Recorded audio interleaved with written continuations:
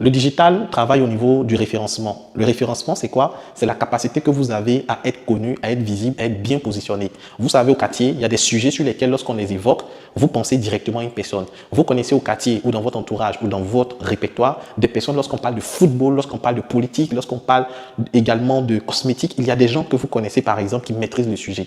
En ligne, c'est pareil. Lorsque quelqu'un viendra chercher, je veux acheter une chaussure de qualité, soit sur Facebook, soit sur Google, soit sur n'importe quel moteur de recherche, ce qui va se passer, c'est quoi? Les mots saisis par ce dernier-là seront pris en compte et maintenant, les moteurs de recherche vont prendre le temps de fouiller qui parle beaucoup de ce sujet et positionner cette personne comme une référence en ce qui concerne le produit ou le service recherché.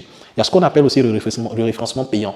Cela consiste à payer pour qu'on puisse nous mettre en avant, pour qu'on puisse nous mettre en avant dans les moteurs de recherche ou lors des recherches. Les outils, donc pour pouvoir réussir dans le marketing digital, il y a des outils. Le marketing digital permet des interactions directes avec le client et permet aussi de faire des économies sur le coût du budget. S'offrir une page Facebook coûte moins cher qu'installer une boutique physique. Le marketing digital crée une disponibilité 7 jours sur 7, 24 heures sur 24. L'ouverture à l'international est facilitée. Comme je l'ai dit, en ce qui concerne le marketing digital, nous allons nous concentrer sur la vente sur Facebook. Ce n'est pas le seul outil, mais pour ce cas de formation, nous allons travailler sur Facebook.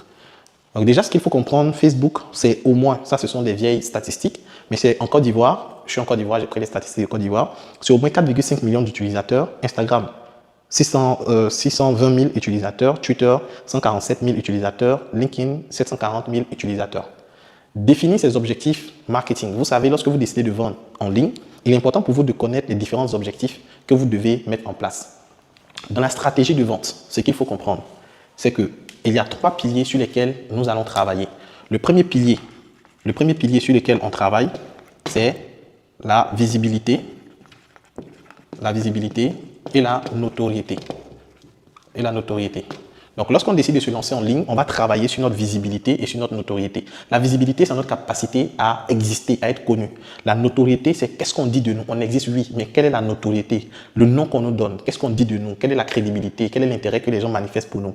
Après la visibilité, la notoriété, le deuxième pilier qu'on va travailler, c'est le pilier numéro 2, c'est de pouvoir bâtir des offres irrésistibles. Comment on bâtit des offres irrésistibles? Et le troisième pilier, le pilier numéro 3, c'est la fidélisation.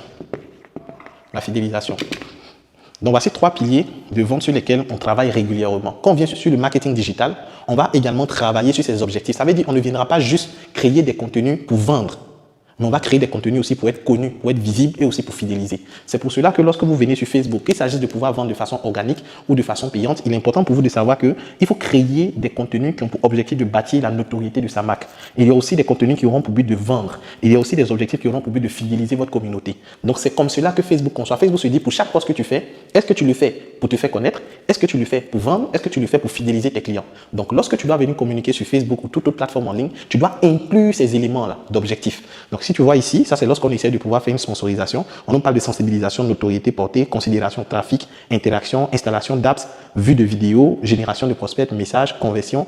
Donc, conversion, vente de catalogue et puis visite de points de vente. Donc, ils vont te demander, oui, tu veux vendre sur Facebook, mais c'est pourquoi? Tu veux faire quoi? C'est quoi tes objectifs de vente en termes de stratégie?